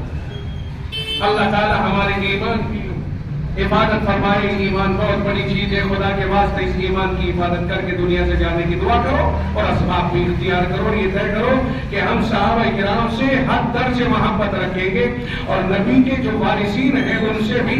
آخری بات میں عرض کر دوں، بعض دفعہ بعض باتوں کے اوپر اختلاف پیدا ہو جاتا ہے. مثال کے طور پر ہر آدمی کی ذمہ داری ہے کہ وہ اعمال اچھے کرے. ہر مسلمان کی ذمہ داری ہے. اور علم کے لیے بھی اللہ کے نبی علیہ السلام نے فرما دیا طلب العلم فریضۃ علی کل مسلم. ہر مسلمان پر علم دین کو حاصل کرنا فرض ہے. اب علم دین ہے قرآن کریم، پہلے قرآن حدیث، یہ ہے علم دین. اس کو حاصل کرنا ہر مسلمان کے ذمہ فرض ہے. مگر یہ بات یاد رہے کہ آدمی وکیل اور جج نہیں بن سکتا جب تک کہ ABCD سے پڑھنا نہ شروع کرے. اور بھائی سمجھ میں آ رہا کہ نہیں آ رہا؟ سیدھی بات ہے کہ نہیں ہے؟ آپ میں اگر کوئی وکیل صاحب بیٹھے ہوں، ڈاکٹر صاحب بیٹھے ہوں اور انجینئر صاحب بیٹھے ہوں، کوئی انجینئر، کوئی وکیل، کوئی ڈاکٹر نہیں بن سکتا جب تک وہ ABCD سے شروع نہ کرے. اور پھر وہ پڑھتا جائے گا، سمجھتا جائے گا، یہاں تک کہ انٹر اور ہائی اسکول سے گزر جائے گا. پہلے وہ ہائی اسکول، انٹر آگے بڑھ رہا ہے، پھر جو بھی کچھ پڑھے گا پھر اس کی سائڈیں متعین ہو جائیں گی. اب آپ کی سائڈ پر جانا چاہتے ہیں کیونکہ آپ کو صلاحیت پیدا ہو گئی، اب سائڈ چن سکتے ہیں. آپ طب کی سائڈ پکڑتے ہیں یا سائنس سائڈ پکڑتے ہیں، اب آپ کی مرضی ہے جس سائڈ پہ جانا چاہے. آپ میں اس میں لیاقت پیدا ہو گئی. اب دیکھیے، اگر آپ ڈاکٹر بننا چاہتے ہیں تو اس سے پہلے آپ کو بہت ساری کتابوں کو پڑھنا ہوگا اور اس کے بعد ڈاکٹری کے کورس کو ہاتھ لگانا ہوگا. اگر آپ قرآن کو اور حدیث کو سمجھنا چاہتے ہیں اس سے پہلے نحو کو، صرف کو، منطق کو، معنی کو، بدیع کو، بیان کو، بلاغت کو، فصاحت کو، ان سب چیزوں کو سمجھنا ہوگا. تفسیر کو، اصول تفسیر کو، فقہ کو، اصول فقہ کو، حدیث کو، اصول حدیث کو، انہیں پڑھنا ہوگا. تب آپ قرآن پر ہاتھ لگائیں گے. آج کی ہماری بڑی اور بہت بڑی بدنصیبی یہ ہے کہ ہم اپنے آپ کو قرآن سمجھنے کے موڈ میں سمجھنے لگتے ہیں، حالانکہ اس نے علی باتا نہیں پڑھا. اگر دنیا میں کوئی ڈاکٹر ایسا ہو کہ جو بغیر ڈاکٹری پڑھے ہوئے کلینک چلا رہا ہو، CMO کو لائیے. اگر CMO اسے نظر انداز کر دیتا ہے تو مولوی بھی اسے نظر انداز کر دے گا. اور اگر CMO اس کے کلینک کو سیج کر سکتا ہے تو پھر مولویوں کو کہنے دو کہ یہ گمراہ ہے اور اس کی باتوں میں آنے والے بھی گمراہ ہیں. میں نے آپ کے سامنے جو بات کہی آپ کی سمجھ میں آئی؟ اگر کوئی چیمبر پر وکالت کا کورس کیے بغیر جج کے سامنے یہاں مسئلے پہ بیٹھے اور جج کے سامنے وہ کیس کی بحث کرنے لگے اور اپنی ڈگری کو وہاں پیش نہیں کرتا، اس کا سلیکشن نہیں ہو سکتا ہے وکالت کے لیے، نہیں ہو سکتا ہے، اور نہ ہی اس کی وکالت کو تسلیم کیا جا سکتا چاہے چرب زبان کتنا ہی کیوں نہ ہو. اصول ہوتے ہیں، ضابطے ہوتے ہیں. کیا خیال ہے؟ انجیکشن وہ لگائے جو ماہر ہو، وکالت وہ کرے جو ماہر ہو، جج وہ بنے جو ماہر ہو، اور انجینئرنگ میں فیصلے وہ دے جو ماہر ہو. اور انٹرینڈ ماہر نہیں، جاہل ابن جاہل آئے اور قرآن و حدیث کی باتیں کرنے لگ گئی. کیسے ممکن ہے؟ امت کے غیور علماء انشاءاللہ کبھی اس طرح کے فطروں کو پنپنے نہیں دیں گے. گلیوں میں فتنے بننے کی کوشش کریں گے، اس سے انکار نہیں، لیکن جیسے ہی ان کا پتہ چلتا ہے علماء ان کو وہی روکنے کی کوشش کرتے ہیں. الحمدللہ امت ابھی اتنی دور نہیں نکلی کہ وہ صحیح بات کو سننے اور سمجھنے کی کوشش نہ کرے. امت پر ہمیں بہت بھروسہ ہے، جب کوئی صحیح بات کو سن کے لے کر کے بیٹھتے ہیں تو امت مانتی ہے. ہم امت سے بدزد نہیں ہیں. غلطی ہماری ہے کہ ہم ٹائم پر آپ کے سامنے صحیح بات لے کر کیوں نہیں پہنچتے. یہ قصور ہمارا اور ہم اسے تسلیم کرتے ہیں. ساری دنیا کے مومنوں کی ذمہ داری ہے کہ وہ علم حاصل کرے اور اللہ والے بنے، تاکہ اللہ تعالیٰ کسی سے بھی ناراض نہ ہو۔ میری ذمہ داری کہ مجھ سے اللہ ناراض نہ ہو، آپ کی ذمہ داری کہ آپ سے اللہ ناراض نہ ہو، یعنی ذاتی ذمہ داری ہے۔ چنانچہ اس حال میں موت آتی ہے، رب کہتا ہے یا ایھا الذین آمنوا اتقوا اللہ، او لوگو اللہ سے ڈرتے رہو، ڈر کے زندگی گزارو۔ اس کا فائدہ یہ ہوگا کہ زندگی بھر اگر اللہ سے ڈرو گے تو انشاءاللہ ایمان پر، کلمے پر موت آئے گی۔ رب کہتا ہے ولا تموتن الا وانتم مسلمون، موت آئے تو مسلمان ہو کے آئے۔ اب اندازہ لگائیے آپ، ساری زندگی اگر ہم نے اسلام پر گزاری، انشاءاللہ آخر میں زبان پہ کلمہ چڑھنا آسان ہو جائے گا، اور ساری زندگی جماعتی گئے، کھلے کھٹکھٹائی، دروازہ دستک دی، اور جا کر کے بھائی صاحب یہ اللہ والے آئے، یہ اللہ کے نبی کے مہمان آئے، یہ وارثین آئے، یہ آئے، یہ بھائی اللہ والے آئے، ان کی بات سنو، ان کی بات سنو۔ گھر سے بچہ آ رہا ہے نہیں، ابا الگ ابا اندر ہے، جھوٹ خود بھی بولا اور بچے سے بھی بلوا دیا۔ اگر تم اللہ کے دین سے بھاگو گے آج تو موت سے تو نہیں بھاگ سکتے۔ موت کے بعد پھر مولوی صاحب ابا جان کا انتقال ہو گیا ہے، ذرا سا بچے بھیج دو قرآن پڑھ لیں گے، ذرا سا دعا کرا دیو جی میرے ابا کا انتقال ہو گیا۔ پہلی بات تو یہ ہے کہ میرے ابا کا کسی نے ٹھیکہ نہ لیا۔ جب اللہ نے ان کے اوپر لاد دیا کہ تمہیں دین حاصل کر کے دین پہ عمل کرنا ہے تو دین پہ عمل کیوں نہیں کیا؟ ٹھیکیدار تھوڑا ہی ہے اس کے قبر میں پہنچوانے کے۔ اب جو آدمی شراب پیتا مرا، سود خوری میں مرا اور حرام کاریوں میں مرا، دین سے دور مرا، نماز سے قریب نہیں تھا، روزوں میں رمضان میں روزے چھوڑنے کا عادی تھا، ہر برے کام میں لگا ہوا تھا، برے کاموں سے دلچسپی تھی، ہم نے ٹھیکہ نہ لیا، اللہ جانے وہ جانے۔ میری بات شاید کرنے لگ رہی ہوگی، مگر اس کرواہٹ کے بعد میں آپ کو ایک مٹھی گولی دوں گا۔ بات سمجھو، میں آپ کو احساس دلا رہا ہوں، پہلے میں احساس دلا رہا ہوں کہ بھئی ہماری ذمہ داری تھی کہ ہم اللہ کے دین کو حاصل کرتے اور پھر ہم دیندار بنتے، اللہ والے بنتے، کیونکہ اللہ نے ہمیں ڈائریکٹ پیدا کیا ہے، ان ڈائریکٹ نہیں کے ساتھ پیدا میرے بھائی نے مجھے کر دیا ہو، نہیں، پیدا ہمیں اللہ کر رہا ہے۔ وہ اس کی مرضی کہ وہ کہاں ڈال کے کر رہا ہے، یہ اس کی مرضی ہے وہ کہاں کر رہا ہے۔ پیداوار خدا اگا رہا ہے، زمین کے اندر سے اگا رہا ہے، وہ اس کی مرضی ہے۔ تو عمل کرنا یہ ہماری ذمہ داری تھی، علم حاصل کرنا یہ ہماری ذمہ داری تھی، لیکن ہم نے اپنی ذمہ داری کو ادا نہیں کیا اور خدا کے سامنے، خدا کے اپوزٹ ہو کر کے ہم نے زندگی گزاری، گندی زندگی گزاری۔ تو آپ ایمانداری سے بتاؤ، نبی آیا تھا سدھار کے لیے، نبی نے وارث پیدا کیے سدھار کے لیے، سدھرنے کو ہم تیار نہیں ہوئے، مر گئے۔ تو آپ بتائیے ٹھیکہ ہم پہ ہے کہ اس کا تھا؟ بولو، مرنے والے پہ اپنی زندگی کے سدھارنے کا ٹھیکہ تھا کہ نہیں؟ چلیے مانتے ہیں کہ کوئی بات نہیں، مر گیا، برے حال میں برے کرم میں مر گیا، پھر اگلی سنو۔ اب یہ بات تو میں نے اس لیے کہی تھی تاکہ احساس ہو کہ بھائی اپنی ذمہ داری خود سنبھالے، لیکن اب میں آتا ہوں دوسری بات کے اوپر۔ وہ چلا گیا جیسا بھی گیا، وہ مر گیا جیسے بھی گیا، اگر ہمارے پاس کوئی آپشن ہے، کوئی تدبیر ہے، اللہ اور اس کے رسول کی طرف سے کچھ ہمیں تدبیر ملی ہے کہ ہم اسے نفع پہنچا سکتے ہیں مرنے کے بعد، تو یقیناً پہنچائیے۔ یہی انسانیت کی ہمدردی ہے۔ اگر ہم زندگی میں ہمدردی کرتے تھے اس سے اس طرح کہ بھائی جان نماز پڑھو، نماز پڑھنے کی ضرورت کی ہے، اور بھائی جان دین پہ چلو، بھائی جان اللہ کے مقابلے پر نہ آؤ، یہ ہمدردی تھی کہ نہیں؟ ہم انہیں سمجھاتے تھے۔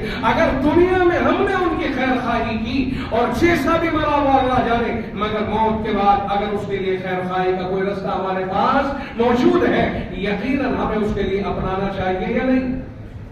اپنانا چاہیے نا؟ اب آپ ایمانداری سے بتائیے، اگر آپ کسی مرنے والے کے نام پر مال خرچ کریں، مسجد میں لگا دیں، اسے ثواب پہنچتا کہ نہیں پہنچتا؟ بولو، اگر میں یہی بیٹھا ہوں، چلو اسے دنیا سے جوڑ لو، اگر میں اپنی کمائی میں سے آپ کو دوں تو آپ کو مل جائے گا وہ یا نہیں مل جائے گا؟ دیکھو بہت خاص بات کہہ رہا ہوں، آپ کو توجہ دیجیے اس کے اوپر۔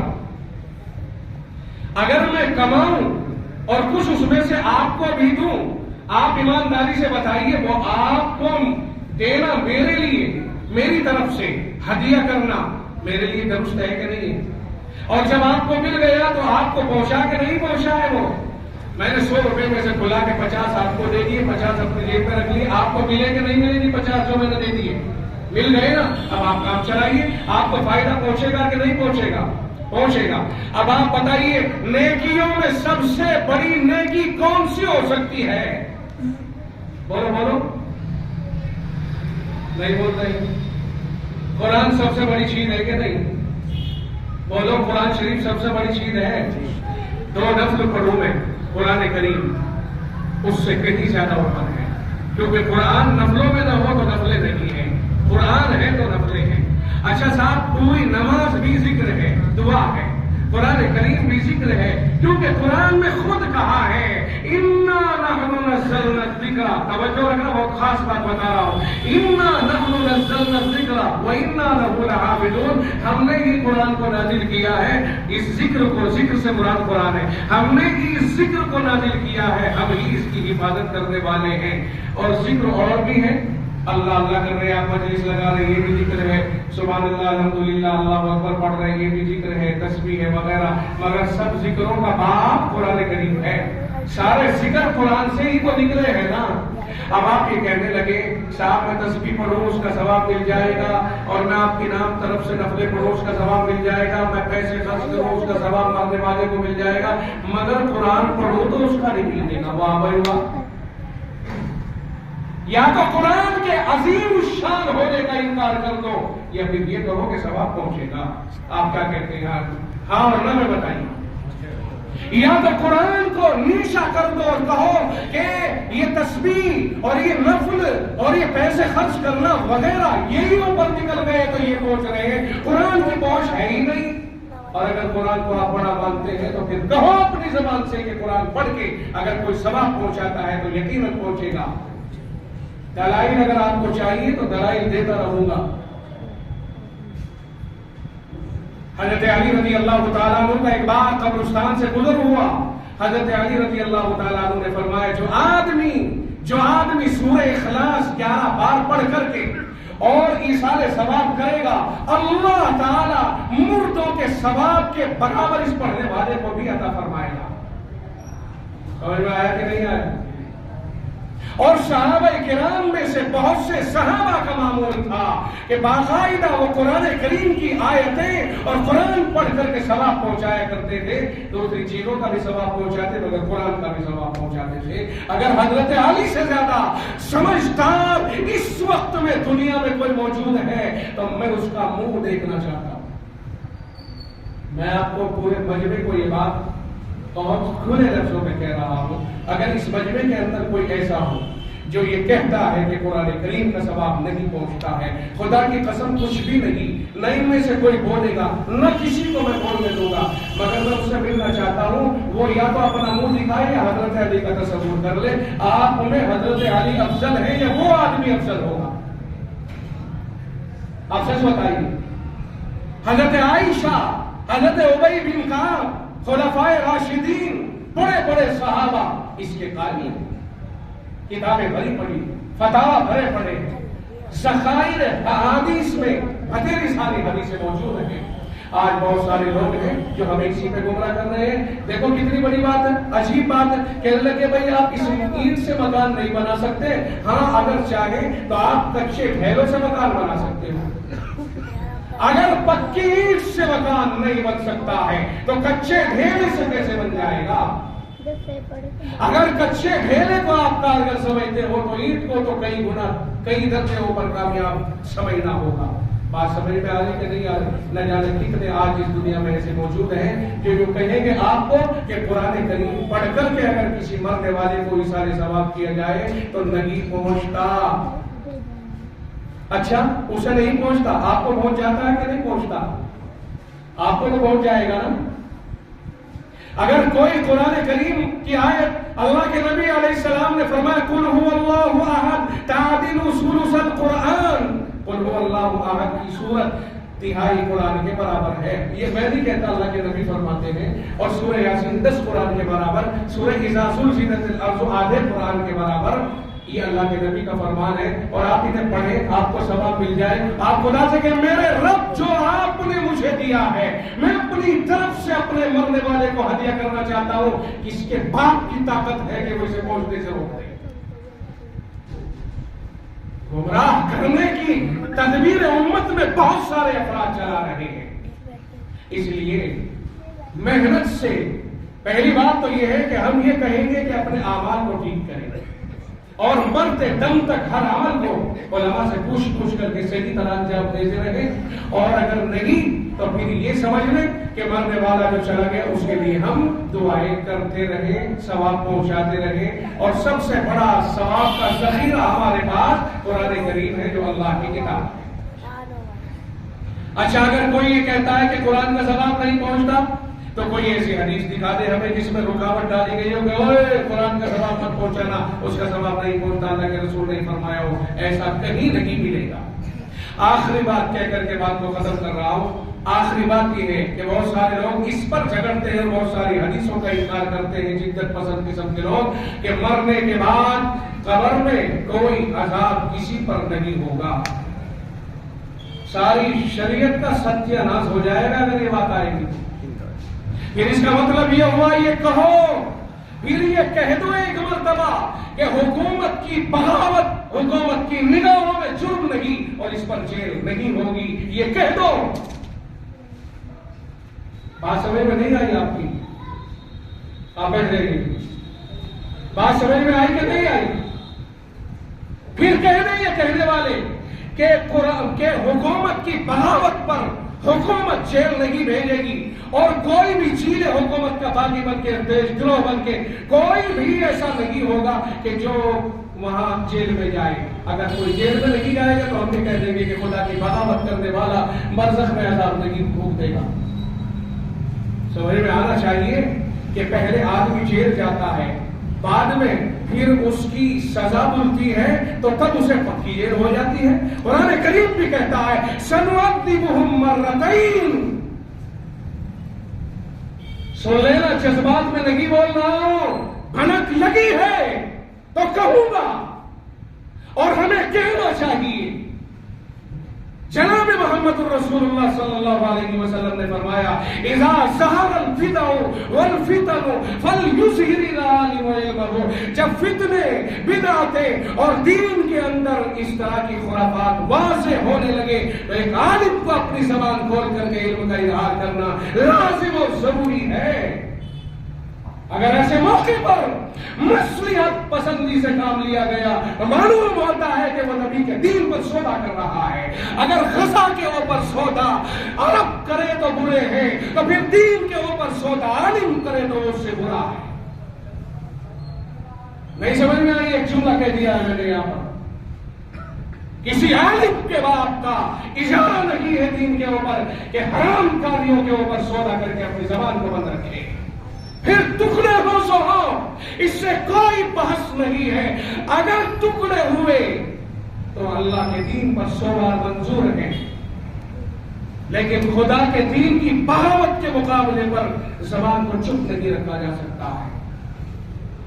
آپ کے قانون تو بڑے قانون آئے کہ دیش دروہی کا قانون لگا کر کے جیل میں ڈال دیا، جج کے پاس جا رہا ہے سال 2 سال کے بعد، جب تک جیل میں پڑا ہے، پھر جج نے اس کو سزا تجویز کر دی 10 سال 20 سال کی، تو آپ دوبارہ جیل میں گیا. قرآن کہتا ہے سنعذبہم مرتین ثم یردون الی عذاب عظیم. فرعونیوں کے برے حشر پر کہتا ہے کہ ان کو دوبارہ عذاب دیں گے اور پھر ان کو بڑے عذاب کی طرف منتقل کر دیں گے، یعنی جہنم کی طرف، یعنی جہنم کی طرف. اس کے معنی یہ ہوئے کہ ہم نے یہ جو قبر کھودی جاتی ہے نا، اسے اصل سمجھ لیا. ارے قبر اصل نہیں ہے بھائی، ہمیں غلط فہمی یہاں سے ہوئی ہے. قبر اصل نہیں ہے، بلکہ قبر تو انسان کے جسم کو، گلے سڑے جسم کو اوپر کی بدبو نہ آئے اس سے بچانے کے لیے کھودی جاتی ہے. بات نہیں سمجھے؟ قبر جو کھودی جاتی ہے وہ تو اس لیے کھودی جاتی ہے کہ اس سے قبر کو کھود دو اور یہ جسم اس میں اتر جائے گا. مٹی ڈال دو تاکہ اوپر بدبو نہ آئے اور انسان کی بے حرمتی نہ ہو. قبر کا گڑھا تو اس لیے ہوتا ہے ورنہ خداوند عالم کسی کو پکڑے وہ قبر کے گڑھے کا محتاج نہیں. وہ کہتا قد علمنا ما تنقص الارض منهم, ہم جانتے ہیں جسم کی اجزاء ان لوگوں کے کون کون سے کم ہو گئے ہیں. وعندنا کتاب حفیظ, یہ زمین نے جو اجزاء کو کھا لیا گلا دیا ہمیں پتا ہے اور ہمارے پاس محفوظ کتاب ہے. ہم سب کو جمع کر دیں گے, اکٹھا کر دیں گے. کوئی خاک میں مل جائے, کوئی راکھ میں مل جائے, کوئی آگ میں پک جائے, کوئی راہوں میں دریاؤں میں بہ جائے, اس سے کوئی بحث نہیں. رب ذوالجلال ہر چیز کو دیکھتا ہے اور اسے پکڑنے پر قادر ہے. قیامت کے دن جو جہاں ہوگا وہیں سے حاضر ہو جائے گا. خداوند عالم قبر کے گڑھے کا محتاج ہے.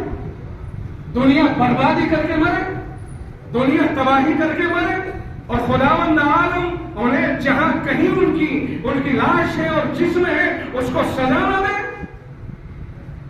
ہائے ہائے کہاں ایمان خارت ہو جائے گا اگر کوئی اس کا انکار کرے گا. قرآن کریم میں عذاب قبر جس کو کہتے ہیں اس کا ثبوت میں نے آپ کے سامنے پیش کیا. لوگ کہتے ہیں قرآن سے دکھاؤ, قرآن سے. تیرا منہ ہے قرآن دیکھنے کا, پہلے گرامر پڑھ کے آ, پہلے عربی پڑھ کے آ, پہلے کتابیں پڑھ کے آ, پہلے قرآن سمجھنے کے مقابل ہو کر کے آ. قرآن سمجھے گا وہی جو قرآن کو پہلے سے گرامروں کے اعتبار سے پڑھا ہوا ہوگا. میں کہنے لگوں وکیل صاحب سے بحث کرنے لگوں اور میں کسان آدمی ہوں, خربہ بات اور میں دھرتی دھکیل آدمی, اور صاحب عجیب بات ہو گئی, میں وکیل کے منہ میں ہاتھ ڈالنے لگوں. کمال ہے جو پوائنٹ وکیل بتا رہا ہے وہ بہت دنوں کے بعد پڑھ کے اس نے حاصل کیے ہیں, اور میں کسان جنگل سے آ کے ڈائریکٹ اس سے بحث کر رہا ہوں. میری بے وقوفی پر دنیا ہنسے گی نہیں تو کیا کرے. M B B S doctor سے میں مقابلہ کرنے لگوں اور میں تجویز دینے لگوں اسے مریض کے لیے. میں سمجھتا ہوں کہ ہمیں اسی طرح سے دین کو سمجھنا چاہیے. قرآن کریم کی آیت اور مما خطیاتہم اغرقوا, اگر کوئی ہماری مجلس میں بھی بیٹھا ہو جسے یہ شوق ہو کہ وہ قرآن سے دلیلیں مانتا ہے, قرآن کریم میں موجود ہے. میں نہیں سمجھتا اتنے پاک صاف اور شفاف شہر میں کوئی ایسا باولا پیدا ہو گیا ہو.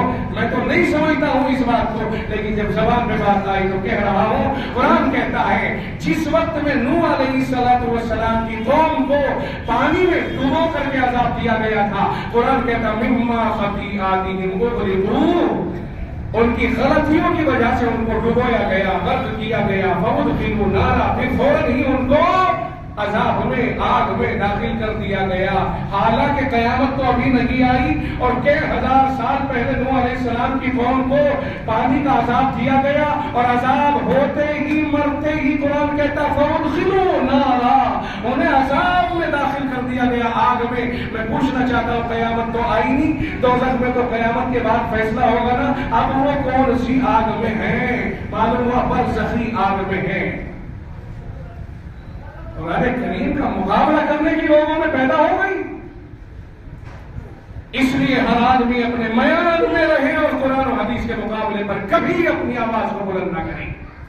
جو جس چیز کا ماہر ہوتا ہے وہی اس کے دلائل جانتا ہے. بات سمجھ میں آ گئی؟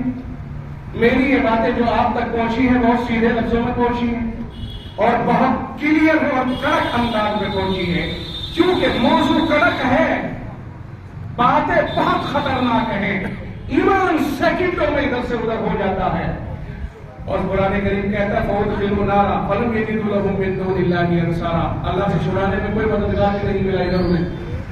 تو میرے بھائی اللہ تعالی ہم سب کو اپنے اعمال کی اصلاح کی توفیق عطا فرمائے. ایسی مجلسیں جو لگتی ہیں کبھی کبھی, یہ تو خیر دوسری سی باتیں ہو گئی, پتہ نہیں میں نے اس طرح کی تقریر کیوں کر دی اور کیوں میرے ذہن میں یہ باتیں اپنے آپ ہی گھومنے لگ گئی. آخر میں نے جو باتیں کہی ہیں وہ نہ جانے کس فائدے کے تحت کہی ہے. اگر کبھی کہیں کوئی اس طرح کا اعتراض کرنے والا آپ کو ملے تو اس کے منہ پر جواب دے دینا, سمجھا دینا اسے. ہر چیز کا ثواب پہنچتا ہے, ہر نیک عمل کا ثواب پہنچتا ہے. جو آپ نیک عمل کرے, دعائیں کرے, سب ثواب پہنچتا ہے. بس یہ تو ہے جو چیز میرے اوپر فرض ہے, مثلا میری نماز, اور میں کہتا ہوں اللہ میری نماز کا ثواب اسے دے دے, اس کی تو اجازت ہے نہیں. البتہ نفلیں, زائد چیزیں, فرائض جو میرا اپنے اوپر ہے ان کے علاوہ چیزیں، پھر ہر چیز کا ثواب پہنچتا ہے۔ اللہ تعالی ہم سب کی حفاظت فرمائے اور سب لوگ طے کریں کہ انشاءاللہ ہم اپنی ہمارے یہاں اگلے روز قرآن خوانی ہوتے ہیں، سب لوگ اکٹھا کر کے قرآن پڑھا جاتا ہے، اس کا کیا حکم ہے؟ دیکھو جی ایک بات سنو، بہت اچھا سوال کیا، مجھے بڑا اچھی لگتا ہے کہ اگر کوئی آدمی سوال کرے، جو چیز رسم ہے وہ رسم ہے، سمجھ میں آئی نہیں چاہیے؟ قرآن کریم کی محفل لگانا مرنے والے کے لیے اگلے دن یہ ایک رسم ہے، یہ شریعت کا حصہ نہیں ہے، اسے شریعت میں اس کا کوئی ثبوت نہیں ہے۔ سن لو اچھی طرح سے اسے بھی، یہ ہم مسلمانوں نے اپنی طرف سے پتہ نہیں اس کا کرنے والا تو کون ہوگا، لیکن گھڑی گئی اور اتنی چل رہی ہے کہ اگر کوئی ہمارے گھر فاتحہ کہہ رہے ہیں فاتحوں میں نہ آئے تو صاحب حاضری دی جا فلانا آیا کہ نہیں آیا، اور صاحب کتنا بڑا آبجیکشن اٹھاتے ہیں، اس کی کوئی اصل نہیں، کوئی حقیقت نہیں ہے۔ آج کوئی ہم سے جدا ہو گیا، آج ہی ہم کہیں بھی بیٹھ کے ثواب کی بات کر رہے ہیں، اللہ ہر جگہ سے ہماری بات سنے گا اور ہر جگہ سے ہماری طرف سے بھیجے ہوئے ہدیے کو وہاں پہنچائے گا۔ اللہ تعالیٰ ہمیں عمل کی توفیق عطا کرے۔ کوشش یہ کرے کہ جس دن کوئی مرے اس سے اگلے دن کی محفلوں سے پرہیز کیا جائے۔ بات بہت صاف ہے، بری لگ سکتی ہے بہت سے لوگوں کو۔ میرے بھتیجے کا انتقال ہوا، میرے بھتیجے کا، مجھے معلوم ہوا کہ ایسا ہوگا، میں رک گیا، مدد سے واپس نہیں آیا، اور میں نے اگلے دن اس محفل میں جا کر کے، بڑا خاندان ہے، کئی سو آدمی جمع تھے، میں نے کھڑے ہو کر کے کہا موقع اچھا ہے، شکاری کو شکار ہاتھ آ گئے، اور میں نے پھر ان کو بتایا کہ غیر شرعی عمل ہے اور شریعت سے اس کا کوئی ثبوت نہیں ہے، ایصال ثواب کا ثبوت ہے لیکن اگلے دن مجلس لگانے کا ثبوت نہیں ہے۔ اس لیے اس سے بھی گریز کرنے کی ضرورت ہے، جہاں تک ہو سکے گریز کرنے کی ضرورت ہے، اور جو ہمارے پاس ہے اللہ سے مانگ کر دیکھو۔ اللہ تو خود کہتا ادعونی استجب لکم، مجھ سے مانگو میں تمہیں دوں گا۔ کیا کہتا جی اللہ؟ بھائی مجھ سے مانگو میں تمہیں دوں گا، تو ہم مانگتے کیوں نہیں؟ پہلی بات تو یہ کہ ہم مانگتے کیوں نہیں؟ جب ڈائریکٹ اللہ کہتا ہے ڈائریکٹ مانگو، تو ہمیں منگوانے کی عادت تو بہت ہو گئی، اجی فلاں صاحب دعا کری ہو جی، ارے بھائی تو کائے کے لیے ہے؟ جب اللہ کہہ رہا مانگو مجھ سے، اور جو نہیں مانگتے خدا ان پہ خفا ہے، اور جو کہتا ہے ان الذین یستکبرون عن عبادتی، جو میری عبادت سے تکبر کرتے ہیں، اس میں دعا شامل ہے، دعا بھی شامل ہے، سیدخلون جہنم داخرین، وہ جلد ہی جہنم میں ذلیل ہو کے داخل ہوں گے۔